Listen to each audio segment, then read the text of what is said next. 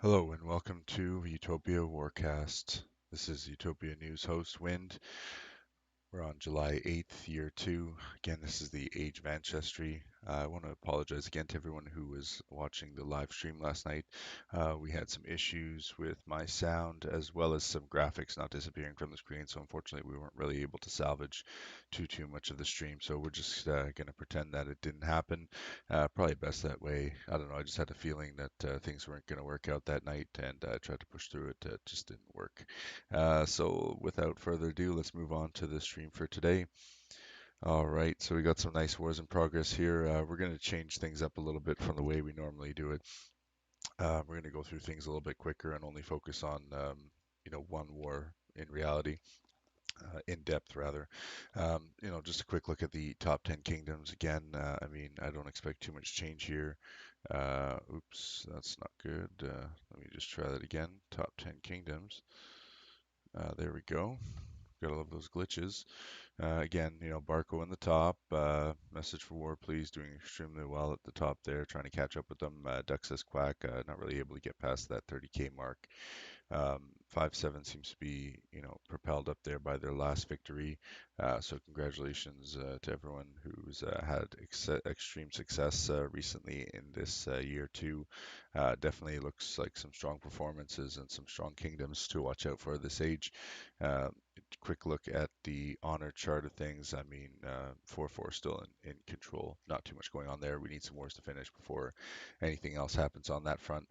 Um, Now, just going back to our source here, we're going to take a quick look at 2's 1.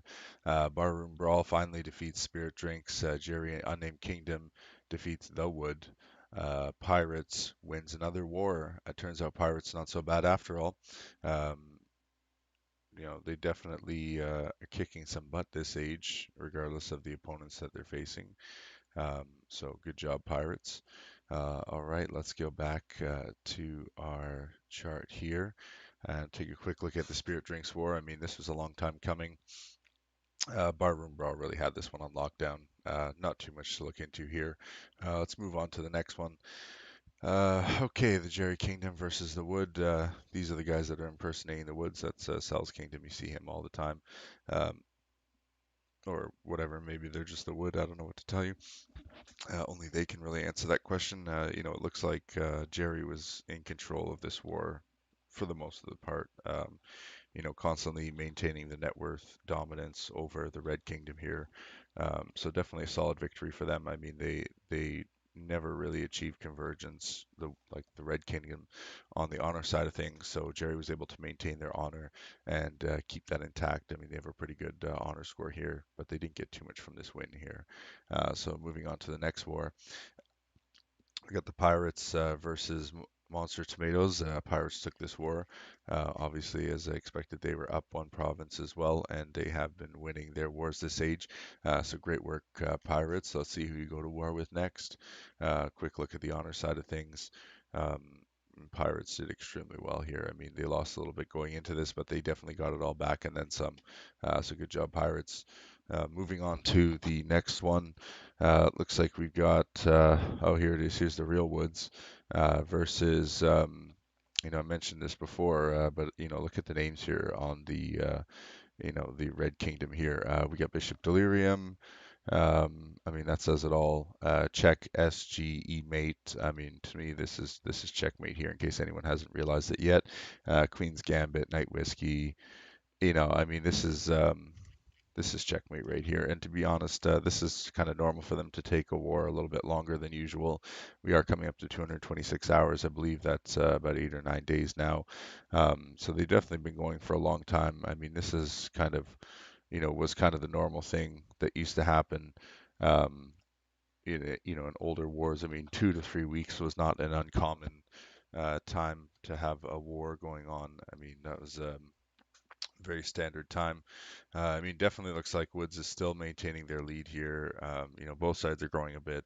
Definitely looks like Checkmate's having some excellent plays on the past few waves here. They've nearly achieved convergence here, but they have on the honor side of things, pulling the Woods down.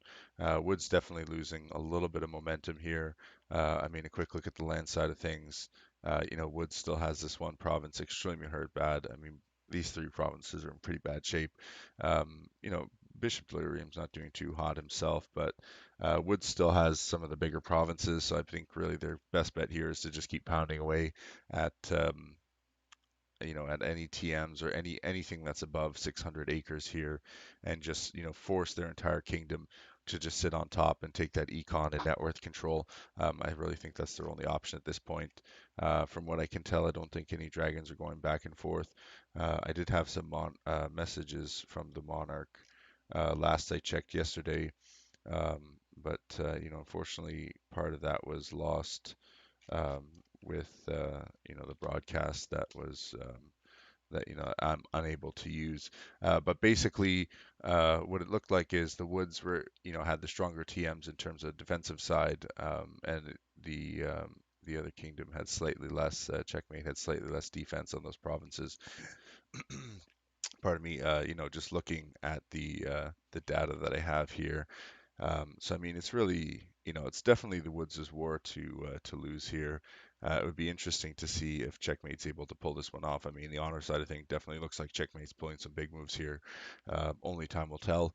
But definitely doesn't look like this war is ready to end anytime soon. I mean, Checkmate probably would have given up sooner. But as you can see, there's a nice little bell curve going on here. They're kind of exiting the low area here. So there should be, some convergence from checkmate eventually. I mean, if they take this war another 3 or 4 days, and this pattern continues, it's very likely that checkmate could possibly achieve convergence on the net worth. I just not sure if they have enough offense left to do that kind of play. I mean, looking at the net worth side of things, they have significantly, um, they've got quite a few provinces lower than 100K net worth. But again, so does, Woods isn't exactly doing too much better. They have about three more provinces over 100K. But again, you go down the net worth tier, and the Woods is definitely still in the upper hand position. So best of luck to them. I hope this long war doesn't hurt any of the members of the kingdom. These longer wars can often hurt newer players. When it comes to the game, I mean, it can start to feel more like work, especially when you're the leader of the kingdom. I definitely know. I've been in some of these, longer 2 to 3 week wars, and they can be very taxing on every facet of the kingdom. So best of luck to everyone in that war. Let's move on to the next one here. We got Pillow Talk. This is another war we were trying to look at. But basically, it looks like Pillow Talk is somewhat unable to maintain their position there. I did have some notes from the Monarch on that one. Um, Basically, what we were looking at was actually, you know what? I do have the notes that I can show you on the screen here. Where are they? I've got my notepad here. Here we go. Okay. So at the time when we were looking at the war yesterday, so about 24 hours ago, they had just launched their fourth dragon. And then the enemy had started. Now, this is Pillow Talk launching the fourth dragon. The enemy has started their fourth. There's been at least three dragons on each side since they launched their fourth. Sorry, before they launched their fourth. Um, so they've had their waves going back and forth now. So I believe this was around the seventh where they had their wave. So it looks like Pillow Talk should have just had their wave now if the timelines line up in that way. But as you can see here, Pillow Talk definitely has more attacks. Whether or not they're doing more damage, there's definitely a lot of massacre damage here. So I expect, Pillow Talk to have some advantage there. And again, looking at the number of attacks on some of these provinces, I mean, get them like 31 to 36, and they're on top. Um, 29 to 16. These are really good attackers here. 30 to 29, 33, 32 to 22, 32 to 26. Quick look at the bottom, 27 to 55. And I mean, that one's not even that badly damaged. I mean, I've seen provinces in far worse shape with less hits. Marciosis, 31 to 27. That's still a good number of hits. 32. I mean, look at all the guys at the top end here. 38, they've all taken significant hits. And again, look at the bottom here. I mean, they've taken a lot of damage. Unique side of things definitely looks like 3-3 is in the lead there. So it's definitely going to be a tough war for Pillow Talk to come out of this one net worth wise. I mean, if that's again, looking at the honor chart, this war is just intensified to another level. Definitely a good battle going on, very solid war. Wish we had more information on this one at this time, but it doesn't look like this war is going to end anytime soon unless one side kind of just gets tired of dealing with this war and gives up. But if I were them, I wouldn't. I would wait until, oh, I don't know, about right now or about midnight maybe, and then when your ceasefire ends, it'll be a nice weekend, and you can spend a nice Saturday morning looking for war. That could be pretty easy, nice relaxing day. But then again, the rest of your week is going to be filled with war. So best of luck to both sides, and definitely reach out to me if you have any more information. From what I can tell, I think they still both have their rituals on them. Let me see if I just have any notes on this one. No, I don't have any notes yet for any more on this one. But I think both sides still have their rituals. They were pretty good at slaying dragons fairly quickly, from what our look in previous videos. So best of luck to both sides. I mean, this one could be anyone's war. I don't really see any reason for anyone to withdraw. Now that brings us to our next war here. We got Revenge of the 80s versus Rejected Crayons. Looks like someone sent me a mail, probably because they caught me, just pounding away at my CBs or Intel trying to get their information. I really don't have time for nonsense and back and forth. I try my best to pick the best targets possible, but sometimes it doesn't always work out, so I do get caught from time to time. I'm not exactly playing an Intel strong uh, race combo. If anything, I have like a disadvantage to both. Both things I would normally use to take intel. So you will see me entering your provinces a lot, and I will be changing the style of reporting as the age goes on. So, certain players or certain kingdoms may see me in every one of their provinces, for instance. So don't be alarmed. It's just me taking some intel. But let's jump into this war and take a quick look here. I've got my dates put up here so we can kind of take a look here at what's going on. Look at the land side of things. Crayons is definitely in control of the land. They just had their wave, it looks like, so a nice strong wave from them, continuing that pattern of diversion. Um, continuing that pattern of growth there. And again, in same situation here, it looks like both kind of grew a little bit, leaving their ceasefire to almost a perfect level with each other. Rejected Crayon seems to have taken a few good beatings earlier on in the earlier waves, but as the war progressed, it seems whatever tactics and strategies that they've been using to control the enemy have been working extremely well. This is an evenly matched war, I believe. Oh no, it's not. Actually, Revenge of the 80s has one, two provinces in protection right now, so we can actually look at that here. Yep, so they got two provinces in protection, both orcs. Quick look at the intel side of things. Now, I haven't done this for my previous videos, but like just to give you some idea of what we're dealing with here. Some of this intel is a little bit older, some of it's newer, but this is just to illustrate the races. Look at some full dwarfs, some mostly full orcs. So all their attackers are probably full orcs, fairy half elf, so those are their duration casters. These half dryads, those are their support casters. Fairy, full fairy, that's their kind of do everything. I wouldn't be surprised if these other fairies were full fairies or possibly other elves or halflings. Quick look at what their numbers side of things kind of look like. Top defense not doing so hot. Top offense, again, this is some of their bigger orcs, and this intel is a little bit newer, the 23, 2, and 22. So that gives you some idea of, the top attackers, what kind of offense and defense they're working with here, and what their defense at home looks like. I mean, that's about 4-1. This is about 2-1. 2-1. So I mean, they're going seems to be on like a 2-1 or a 4-1 scale here. Keep in mind that these two orcs are growing quite a bit. So the fact that this guy actually has 60 at home, I didn't actually take SOM on this, so that's probably just his throne information. But I think I do have. No, you know what? I don't have too much more information on this kingdom, so there's no point to even go trying to look at the military page because I don't really have that information. Quick look at the enemy rejected crayons. You know, both sides are doing pretty well. I mean, he's like this one statutory grape guy and they're big attackers here. They're kind of run away. I mean, it definitely looks like Crayons is going to walk away with this war. Quick look at what they're working with here from what I have. Not as much information, unfortunately. Looks like they got some half dryads, half dwarves. So mixing in the support casters. And you know, it looks like they're favoring dwarfs a lot. I mean, how can you not favor that BE? I mean, it's a nice, such a nice benefit to have. Quick look at the honor side of things to see who's in control of the honor game. Rejected Crayon seems to be in charge of all three charts right now. Quick look at the news report here.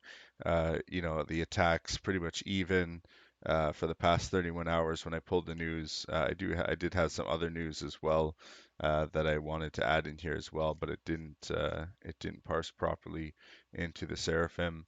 So normally I don't really plan on checking out wars back to back. Unfortunately, I didn't save the news, and to be honest, it was too much work to format the news so that it was readable by the Seraphim. So I just decided to go ahead with just the last 31 hours. And I mean, it gives you a better idea of what's actually been happening since the last time I tried to look at it about 24 hours ago.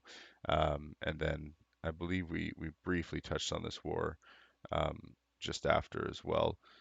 Quick look at yeah, my Utopia News website, my Utopia News Kingdom province page there. You know, going back to um, crayons here. I did have some information as this is our war that we're looking at right now. Rejected crayons again, 4-8 with a Godspeed ritual. So 4-8, and they've got a Godspeed ritual. That's at about 96.9%. You know, I did check that yesterday. However, it looks like they actually did lose their ritual on June 23rd. So they no longer have that ritual. But that's not so good for them. Um, Here we are. Okay, and the 80s recruiting also had, sorry, they had an onslaught ritual. So that's 5-8 here.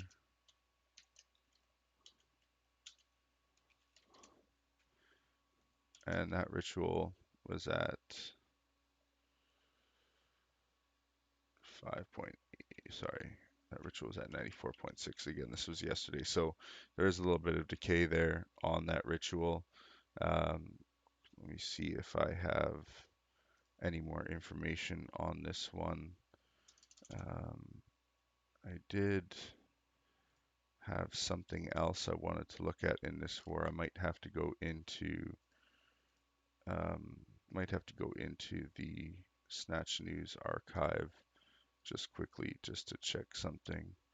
That was on 4-8. Now, one thing I wanted to check, I just wanted to see if their ritual had been lifted as well, because I'm pretty sure they still have their onslaught ritual. It was just crayons that lost their ritual, I believe. Let me just double check that. Yeah, so it looks like the ritual had expired on crayons, which means it was likely abolished. And then on the enemy side of things, it looks like they are still good on their ritual. So not good news for crayons with regards to their ritual because it has been lifted. And that onslaught that the enemy started on 5-8 was relatively new. So even if crayons wanted to, you know, that onslaught ritual that crayons had, so you know this is actually, we can take this out. So they have no ritual right now. And from what I can tell, it was abolished. And this ritual this onslaught that Revenge of the 80s has was started on May 23rd. So, there's still a good amount of time. As I mentioned, July 23rd would be the soonest that they can abolish that onslaught ritual. That's Crayons could abolish that. So definitely not good shape for them. Let me just take a look here.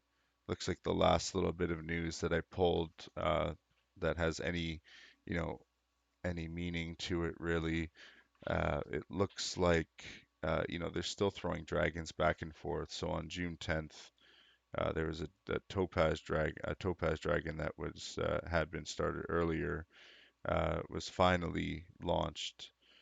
Um, so that was on June 10th.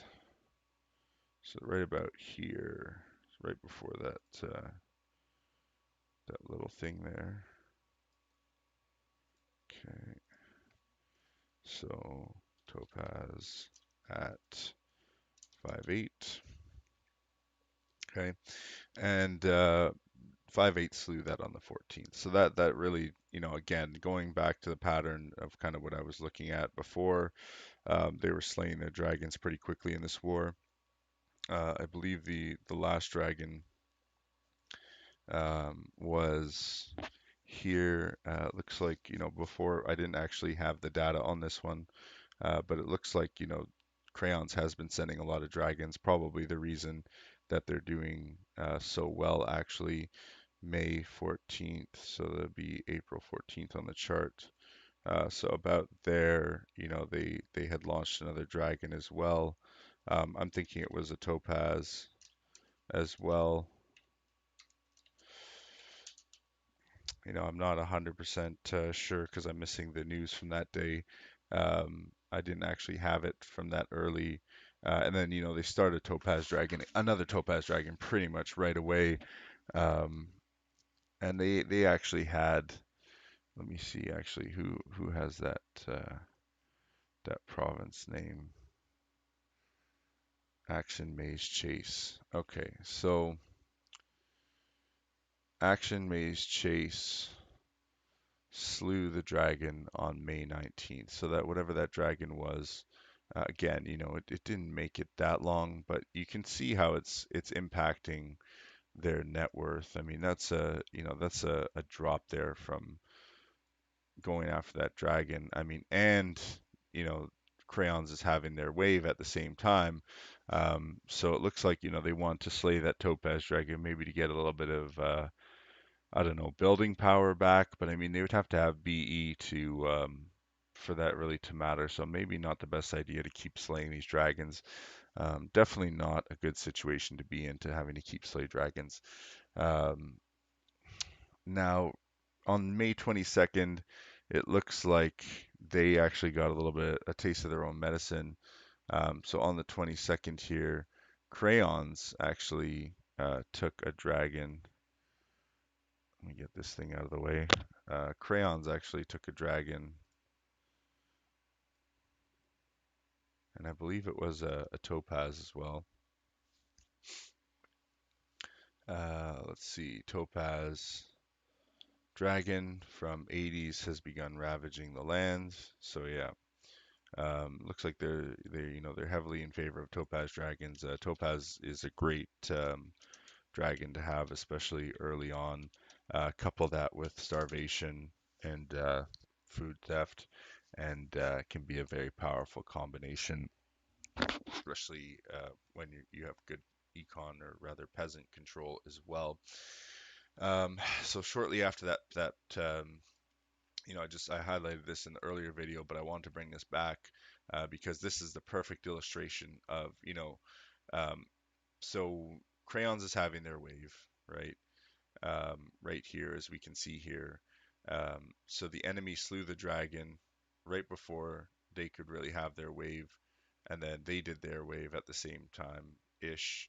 And it kind of went in to them dumping their dragon on Crayons, and then right after they did their dragon, um, they actually did one other thing.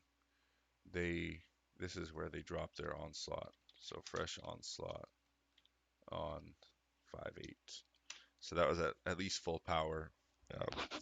For sure 100%, I'm pretty sure when I checked, and then they started their wave. So as you can see, that onslaught damage combined with that dragon, probably, I need to check when they slew it, but you can definitely see the implications there of them having that fresh onslaught and then sitting on the dragon. But it looks like um, they don't actually slay the dragon on them until the 24th. So it's a bit too late um, to, um, to curb any of that damage that they're going to take. It was a good effort to kill it, but I mean you can see right there, right where they kill the dragon is where their net worth bottoms out there to the lowest point it's been um, since their run to the top here. I mean, we're seeing some minor patterns here, but again, nothing too crazy. Definitely looks like the war is still in their favor. So that topaz dragon is now slain. Let's put it down here. Slain. And this guy's slain. They like to slay their dragons. I mean, it's very important to slay the dragons. They're not exactly slaying them in the first tick. Um, so that's let's make that more visible. I'm gonna put that in red just so you can see it better. So everyone knows that these dragons have actually been slain. Okay, so all those dragons are dead. Basically, what happens at this point now on the 21st of May, so right before the June line here, they basically canceled their Topaz Dragon they had started earlier and restarted again. So they canceled it, and then they had their wave. They canceled it. They had their wave, and then they started the new dragon over again. And then it looks like like I said, we've got a lot of dragons going back and forth here. So after that, it looks like uh, they send another Crayons on June the 10th sends another Topaz Dragon at Crayons. So June the 10th, they really like these Topaz Dragons. It's really making it hard to have really nice illustrations here. So that's the one we already have on there, June the 10th, and then on the 14th it's slain. As I put down earlier, this is where they slay that one. Again, just this was mentioned. I mentioned this in the previous video. What I'm going to try and do with regards to indicating what side is what. We're going to go with the lines, and whichever province or sorry whichever kingdom has the upper and lower line will indicate their respective notations. So the upper lines here, these are for the Red Kingdom or Rejected Crayons, and then the notations down here are for the Blue Kingdom, Revenge of the 80s. So these pertain directly to them. All the videos going forward will look like that, um, and we'll try to keep it that way just to maintain some conformity there. And then, of course, on the 23rd, so right before the end of the month there, Crayons loses their ritual, which was a Godspeed. So, from what I could tell, there was no backup to that Godspeed. I definitely didn't see one in the news. So we're gonna use a different color here. And right on the 23rd, right at this little dip here, looks like they were trying to abolish the ritual during the wave. Oh, that's a bad color. We're not going to be able to even see that. I'll have to go with this obnoxious color. Here we go. Perfect. All right, so that's where the Godspeed abolished. And so, I mean, that didn't really impact them at all. They definitely have the resources to go back and recast this ritual. Quick look at how this stacks up on the other side of things. The game did just tick, so some of these lines may be off by one tick now. However, the rest of the video, you can watch that and it'll illustrate it pretty clearly. Net worth side of things, these we were looking at the land side of things when we were doing these dragons. Um, so yeah, I mean it's definitely interesting to see how this works out here. I mean, there's the map's changed a tiny bit here, but you can still see where the dragons are and where they were slain. And the impacts there. I mean, this dip here from the fresh onslaught, as well as that topaz dragon that was dropped right before their wave. So excellent work in this war by both sides. I think they're fighting really hard. Um, we were looking at the honor side when we were examining the dragons. My apologies. I normally like to use the net worth side. However, it seems to have still worked out relatively well. The arrows are slightly off, but it's still a pretty good indicator as to what's going on with the dragons. So definitely something, uh, definitely a good war to keep an eye on, but definitely Crayon's war to win on this one. So best of luck, Crayons. And of course, definitely don't want the other side to give up. So, revenge of the 80s. I know you're two provinces down, but try your best to make this a good war for everybody to watch. So great job there, everybody. And again, thank you for participating in this. Uh, it's appreciated that information can be shared and we can do these little presentations like this. So again, thank you so much for that War Crowns. I hope to see you win it. I definitely think you can. Okay, so let's look at some of the wars still currently in progress. Um, how come we can't fund Dragons versus Sons of Anarchy? Um, this has definitely turned into a tight war. We're at 52 hours now. If Sons of Anarchy can achieve divergence here on net worth, definitely looks like they could start trending this war in their direction. However, Blue Kingdom's putting up a really good fight. Quick look at the land side of things here. Several provinces under 300, or sorry, under 200 acres. Very bad sign for how come we can't fund Dragons. And look at the flip side, definitely bigger provinces overall on Sons of Anarchy. So probably, they're going to take this in the long run. It's just a matter of time. They were building up this damage. Definitely looks like Blue Kingdom grew a little bit too much to meet them, probably at a bit of a TM disadvantage here due to their saturation of acres. But best of luck to both sides. Definitely looks like Sons of Anarchy has a great chance at taking this war, but definitely no need for this war to end anytime soon. I mean, there's definitely at least a good 24 hours to 48 hours left in this war, unless one side, really determines that they no longer wish to fight anymore. Again, this is really not the best situation here that they're dealing with. This alone would kind of make me consider withdrawing. But again, they haven't really dumped their army, so hopefully they have some backup plans there. I definitely don't see what they could be doing there in order to have a backup plan. That's a pretty significant damage. So good job, Sons of Anarchy, for dominating in this war. Let's see how the next 24 hours shapes up. Best of luck to both parties. All right, let's look at the next one. We got Metallic Recruiting versus On the Road Again. Golden Eyelash. Oh, yeah, Ken Golden Eyelash take their kingdom to victory again. Let's see, Metallic came back and took the last war. However, it looks like they're getting beaten hard by On the Road Again. Pretty even kingdoms. Quick look at the honor side of things. Definitely a tight war. Metallic's got the honor to lose, though. On the road again, definitely seems to be really kicking their butt right now on the net worth side and dominating a bit on the honor side. Quick look at the provinces. Metallic has a few under 300, whereas On the Road Again does not. Definitely looking at the net worth and acre side of things, this war is headed on the road again. In meantime, this looks like a war that unless Metallic has a really strong plan in place, it's very likely they're going to be withdrawing from this war. But best of luck to both sides.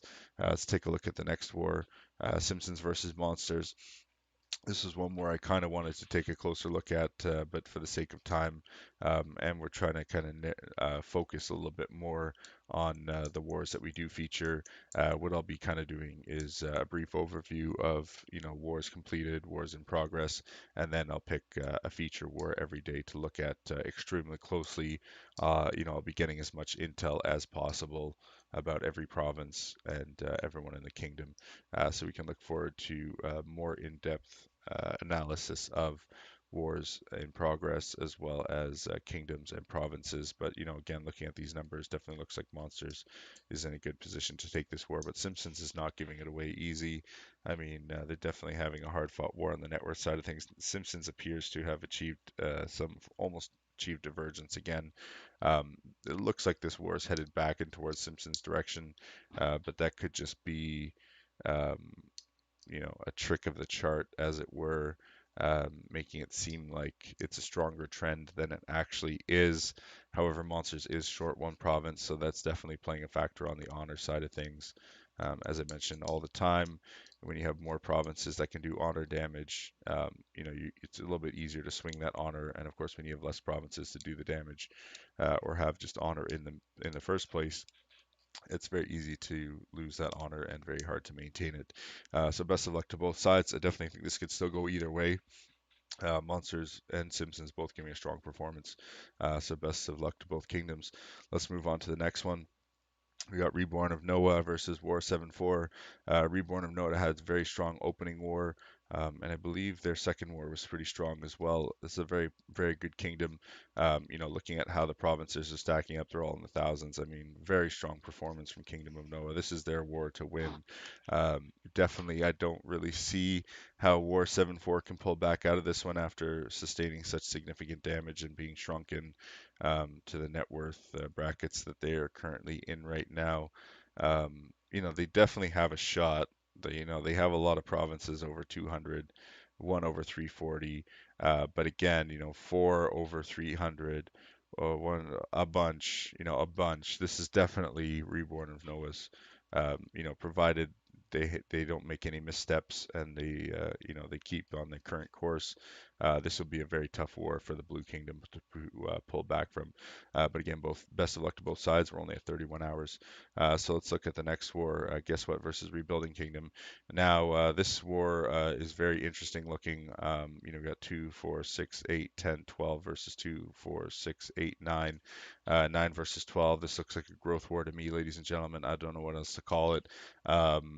Both kingdoms are growing from this. They only stand to benefit from this. I don't know if I'd call this even a war at all. They're just trading hits back and forth. I mean, really nothing going on here. This is a growth war. I don't even want to say it's a fake war because I think they are doing stuff, but um, I just don't understand what's going on here. I mean, let's just consider war as a state, a kingdom state, and it has absolutely nothing to do with trading attacks. Um, that appears to be what's going on here. I mean, I just really don't understand. They gained about 100 acres since they started the war, or not quite 100 acres since they started the. Oh, sorry, several thousand acres since they started the war. Um, so yeah, definitely an interesting looking war. I mean, normally they don't trend upwards like this. This is net worth too. Sorry, they've gained several thousand net worth since the war started. On the acre side of things, both sides have kind of been growing, but there isn't too much acres to take in the first place, so there's only so much growing you can do. But considering where the war actually started about 30 hours ago, June, let's see where we're at now. So July, and then this will be June. So the war started somewhere around here. They haven't really been doing anything. But again, this is why I called it a growth war because it looks like they're just trading troops, building buildings, making small attacks, growing a little bit. I mean, there's really no other reason to look at this war at this time. If one of the members of the kingdom wants to reach out and let us know what they're up to, by all means do that. Other than that, we won't really be looking at this war too much more in the future. I'm definitely going to take a quick glance at it, but I mean, yeah, that's all I have to say. Nothing going on there. All right, best of luck to both sides. Here we are again with the Dylsectic Defenders. We'll just call them Defenders versus MythCraft. Very strong war. Um, on both sides, it seems like. MythCraft definitely not one to give up easy. Defenders had tasted a lot of victory so far this age, and we're still only in year two. So the fact that they've had some nice wars, I mean, definitely a kingdom to watch. Very powerful kingdom. Definitely want to see if MythCraft can stand up to them and what they can do there. I believe I did have some notes for this one. We're going to go to my province mail here, um, where I did receive some information. Here we are. So looks like there's an Emerald Dragon project targeted at MythCraft. They got an onslaught ritual. Um, sorry, um, this is the news from MythCraft. Okay, so MythCraft. Sorry, this is the news from Defenders.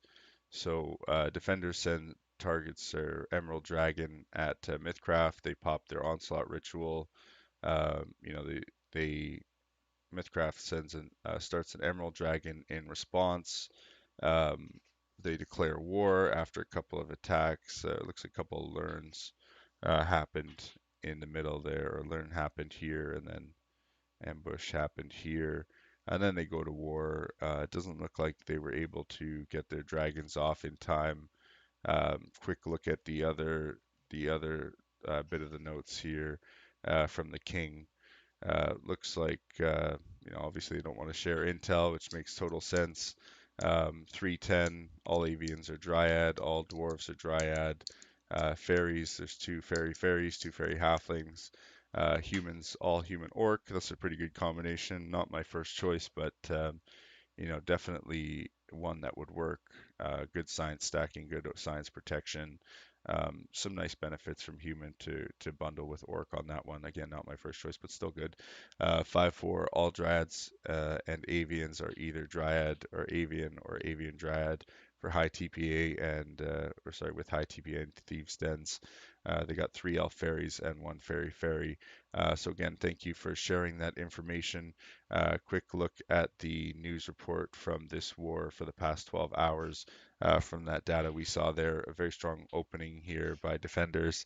I'm not sure if MythCraft will be able to match that attack power, but again, this info is from one side, so it looks to me like almost looks like one side is missing a wave, but in reality they're not, because if you look at these uniques, I mean, those are pretty evenly matched. One side is significantly down on attacks and acres.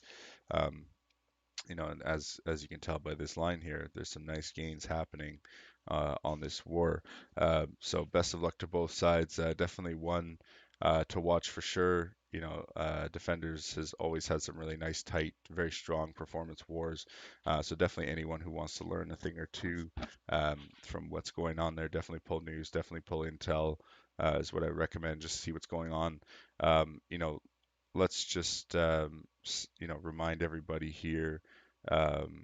This is our page from the last time from the Crayons Wars. But sorry, here we go. Let me just remind everybody here that they both have Emerald Dragons in progress.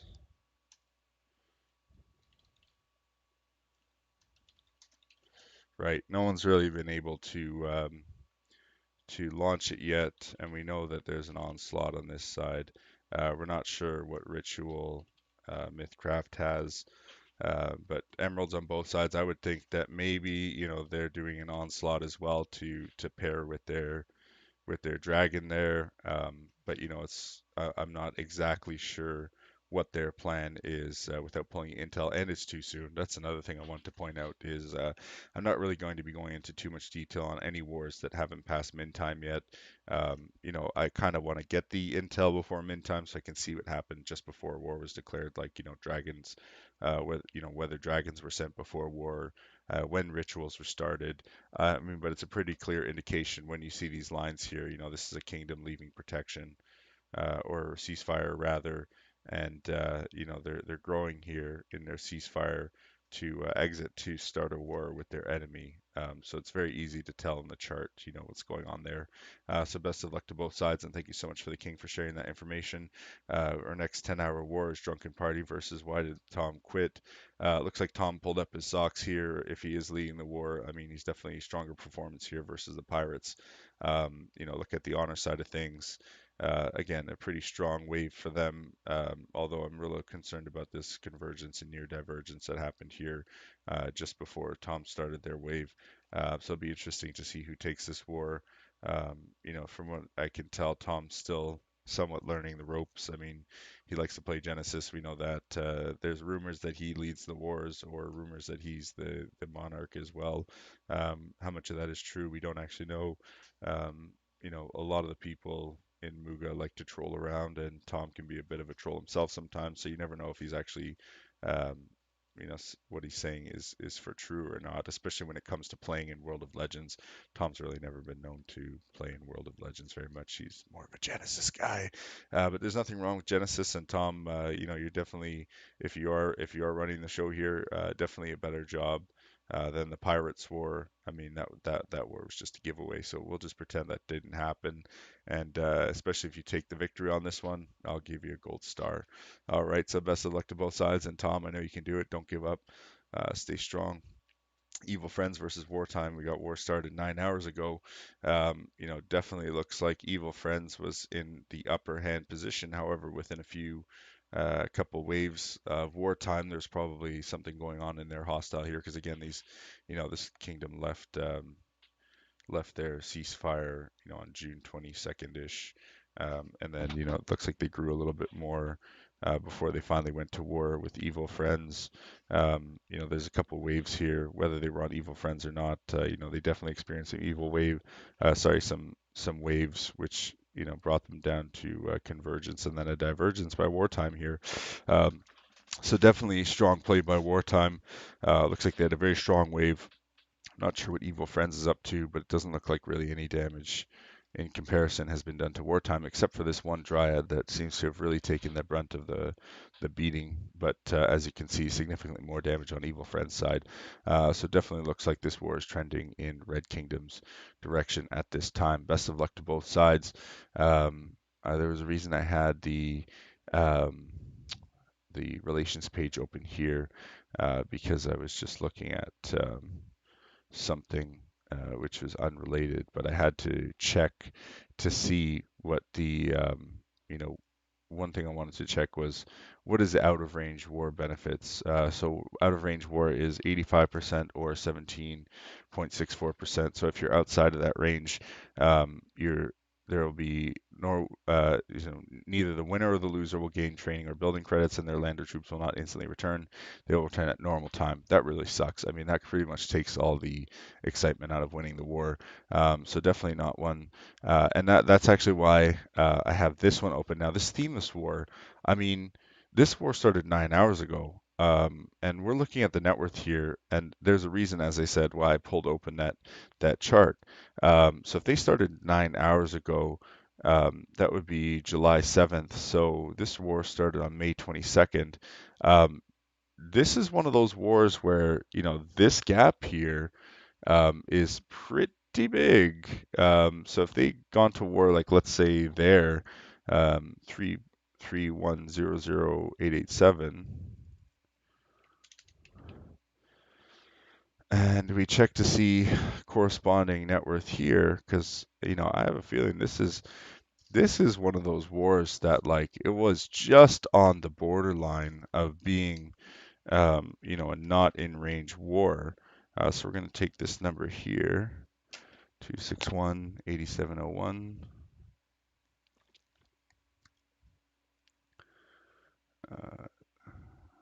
2618701. Okay. Yeah, so they were pretty close. It's not as close as I originally expected because I had to check the date exactly. But it looks like, that was a pretty tight war. If they had gone any further out, they might have not been in the best position for this war. Just a second here. I'm just doing quick math here. So yeah, they were 15.5% bigger. So Themeless, that's the Blue Kingdom, is 15.5% bigger. So pretty close to that danger zone. But definitely, I'm not sure what's going on in this war. Even numbers. Themeless I don't know why Red Kingdom took this war. This is just going to be a stomp out. I don't see anything happening here other than Themeless totally dominating and running web channel. It's very likely I will not be airing that again. So it's too bad that that happened. But definitely thanks to anyone who tried to mention it to me. I will be setting up a monitor so that I can monitor certain things off screen, which will help with things like that and also help with chat. So thanks again for everyone for joining me. Today is now July the 9th, year two. This is your host, Wind, from Utopia News, signing off. Thank you everyone for watching and have a great night.